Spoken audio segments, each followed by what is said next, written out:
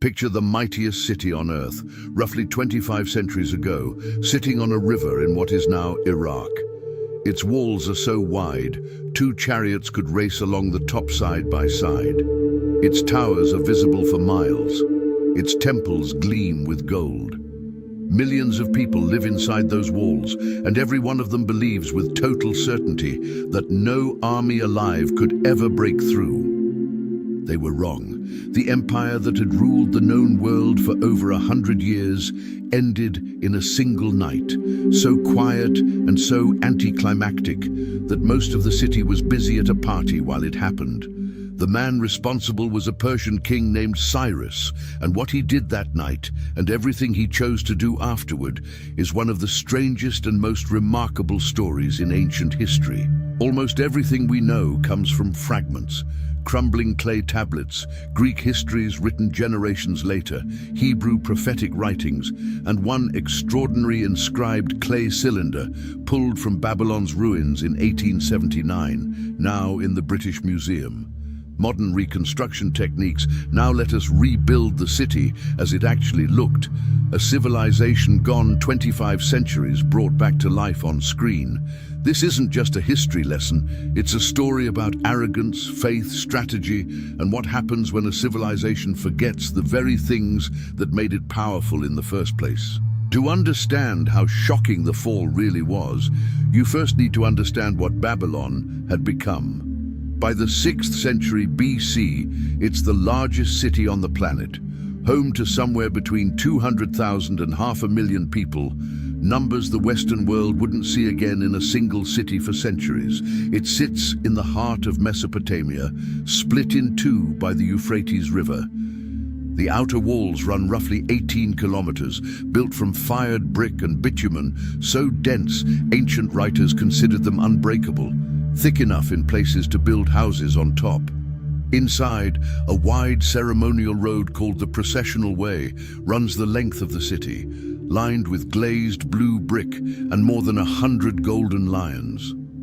At its northern end stands the Ishtar Gate, a towering archway of deep blue brick covered in gold dragons and bulls. At the city's center rises a 7-story ziggurat so tall that later writers would call it the Tower of Babel, roughly the height of a modern 25-story building. Whether the famous Hanging Gardens stood here or in rival Nineveh is still debated, but the idea of them tells you everything about how this city saw itself. These were people who genuinely believed they were standing at the center of the universe, and for a long stretch of history, they weren't entirely wrong. The king most responsible for that glory is Nebuchadnezzar II, who rules for over 4 decades, starting in 605 BC. He is relentless, methodical, and utterly willing to destroy anything in his path. His campaigns push Babylon's borders to the Persian Gulf, into Anatolia, and all the way to Egypt. One campaign echoes for 3,000 years. After defeating Egypt in 605 BC, he brings Judah and Jerusalem under Babylonian control. Jerusalem rebels twice. The second time, Nebuchadnezzar loses patience completely. His army lays siege for over a year, and when the city finally falls in 587 BC, he burns it to the ground. The Temple of Solomon, the holiest site in the Hebrew world, is destroyed, its treasures hauled off to Babylon, along with the city's priests, craftsmen and scholars, marched across the desert as captives. This event, the Babylonian exile, becomes a defining moment in Jewish history. When Nebuchadnezzar dies in 562 BC, after 43 years on the throne, Babylon is at its absolute peak, stretching from the Mediterranean to the Persian Gulf. What he leaves behind is an empire with no strong successor. What follows is a fast, ugly collapse in leadership. Within 7 years, 3 different kings sit on the throne, 2 of them murdered by their own court. In 556 BC, a man named Nabonidus takes power, not from royal bloodline, but through political maneuvering. He is deeply religious, well-educated, obsessed with archaeology and ancient history, and politically disastrous. He elevates the moon god Sin above Marduk, Babylon's chief deity, a move that sounds like theology, but is really a direct challenge to the priesthood's power. Then he does something even stranger. Around 552 BC, he simply leaves the capital, traveling deep into the Arabian desert to a remote oasis called Tama, and stays there for nearly a decade. Historians still argue why, whether priesthood pressure, religious conviction, or illness drove him there. Whatever the reason, the consequences are disastrous. Without the king present, Babylon's most important religious festival cannot be held for 10 years straight, which means the king's authority is never properly renewed in the eyes of gods or people. His son Belshazzar rules as regent, a capable soldier, but unable to perform the sacred rites that legitimize the throne. Trade breaks down, the priesthood grows resentful, the provinces grow restless. By the time Nabonidus finally returns around 543 BC, he comes home to an empire quietly falling apart. While all of this unravels, a new power has been rising to the east and watching closely. Cyrus is born around 600 BC in the small Persian kingdom of Anshan, a vassal state under the much larger Median Empire. Greek legend claims his grandfather dreamed the boy would overthrow him and ordered him killed as an infant, only for the soldier to spare him instead. True or not, Cyrus inherits the throne of Anshan around 559 BC as a subject of the Medes and does not stay subordinate for long. Around 553 BC, he leads a revolt against his grandfather. The Median army mutinies and hands its own king over to Cyrus, and the empire collapses into his hands almost overnight. What he does next sets the pattern for everything that follows. He doesn't loot or slaughter, he absorbs soldiers into his army, administrators into his government, building something structurally different from any empire before it. That absorption strategy is tested almost immediately against Croesus, the fabulously wealthy king of Lydia in what is now Western Turkey, so rich that we still use the phrase rich as Croesus today. Seeing Cyrus as a threat, Croesus consults the oracle at Delphi, who tells him crossing into Persian territory will destroy a great empire, without specifying which one. Croesus attacks, the armies stalemate, and he retreats for winter. Instead, Cyrus pursues immediately, and facing Croesus's famous cavalry, puts his camels at the front of his own lines, since horses instinctively panic at the smell of camels. The Lydian cavalry breaks, Croesus retreats to his capital, and after a 2-week siege, the city falls. Once again, Cyrus spares the defeated king rather than executing him, reportedly keeping him on as an advisor. By around 540 BC, Cyrus controls territory from modern Afghanistan to the Aegean Sea. Only one power remains, and its slow collapse has been impossible to miss. In 539 BC, Cyrus turns toward Babylon, and he isn't going in blind.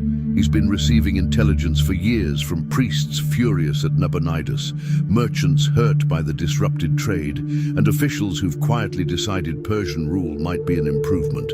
Key defectors bring detailed knowledge of the city's defenses. Cyrus's army, seasoned by 3 decades of campaigning, moves first to secure the territory around Babylon, then meets a Babylonian force near the city of Opis in September 539 BC in a battle that ends in a crushing Persian victory. Days later, the nearby city of Sippar opens its gates without a fight, and Nabonidus flees. A Persian commander named Gobryas pushes on toward Babylon itself. Ancient sources disagree on exactly how, some describing it as bloodless, while Herodotus describes Persian troops diverting the Euphrates to march soldiers along the exposed riverbed beneath the river gates. Either way, by mid-October 539 BC, Persian soldiers are inside the walls of the greatest city on earth. Here's the detail that makes this story unforgettable. The night the Persians enter, Babylon is in the middle of a festival. The city is so vast that people in the outer districts don't even realize it has fallen until long after Persian troops have secured the center. They're too busy dancing and drinking to notice anything unusual. Inside the palace, Belshazzar is hosting a lavish feast, and according to the biblical book of Daniel, drawn from earlier sources, he orders the sacred golden vessels looted from Solomon's temple decades earlier to be brought out and used as drinking cups, toasting the gods of Babylon with them. Then, according to the account, a disembodied hand appears and writes 4 cryptic words on the wall. The court is paralyzed until Daniel, a Jewish exile at court, translates it. Your kingdom has been weighed and found wanting. That same night, Belshazzar is dead, the exact circumstances lost to history. Most historians treat the writing on the wall as theological storytelling rather than literal fact. But the underlying detail, that Babylon's leadership spent the night of its own downfall in celebration, lines up with every other source, and it's a detail that has echoed through 25 centuries of art and literature. By morning, the Persian commander controls the city, the gates are secured, and the temples are placed calmly under guard. A contemporary record notes almost casually that temple rituals weren't even interrupted. The last native Mesopotamian empire, tracing an unbroken line back 4,000 years to the invention of writing itself, ends so quietly that the morning prayers at the temple don't even skip a beat. Cyrus himself doesn't enter the city that night. He waits over 2 weeks, making his formal entrance on the 29th of October, not as a conqueror but styled explicitly as a liberator. According to his own inscription, his troops moved through the city without disturbing anyone, and he personally attended the temple rites, positioning himself as the king the gods chose because the previous one had abandoned his duties. The priesthood, furious at Nabonidus for a decade, welcomes him. Nabonidus himself is captured and exiled, spared, another act of restraint almost unheard of for the era, with no mass execution, no enslavement, no burning of the palace. Babylon becomes the winter capital of an empire that now stretches from Persia to Lydia to Media, the first true world empire in recorded history. Shortly after taking the city, Cyrus has a decree inscribed on a small clay cylinder, now one of the most famous artifacts in the world. Part propaganda, painting Nabonidus as impious and himself as chosen by the gods, the cylinder also describes something genuinely unusual for the era: orders to return exiled peoples to their homelands, restore looted religious objects, and allow the empire's many peoples to worship freely.